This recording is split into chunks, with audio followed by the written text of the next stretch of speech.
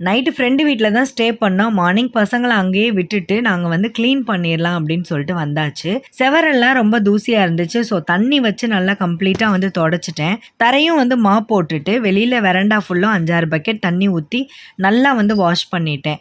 என்னதான் நான் இப்ப வந்து கிளீன் பண்ணி மாப் பண்ணாலுமே வந்துட்டு, 1 வாரத்துக்கு இந்த வேலை இருக்க தான் செய்யும்.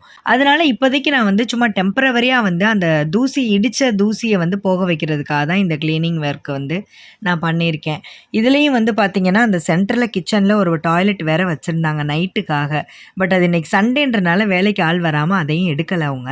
ஸோ இப்போதைக்கு நான் கிச்சன்ல எதுவுமே சமைக்க முடியாட்டினாலும், அட்லீஸ்ட் சுடுதண்ணி வைக்கிறதுக்காச்சும் இருக்கட்டுமேன்னு சொல்லி இந்த மாரி கிளீன் பண்ணி வச்சுட்டேன். இது ஒரு புது எக்ஸ்பீரியன்ஸ் தான் எங்களுக்கு. இந்த மாரி ரெனோவேஷன் நடக்கும்போது நம்ம முன்னாடியே எந்த மாரியெல்லாம் சேஃப்டி ப்ரிகாஷன் பண்ணணும் அப்படின்றத நான் ஃபுல் வீடியோல டீட்டெயிலா சொல்றேன். ஏன்னா நாங்களும் நெறைய இத மிஸ் பண்ணிட்டோம். அப்ப புரியல. இப்ப புரியுது.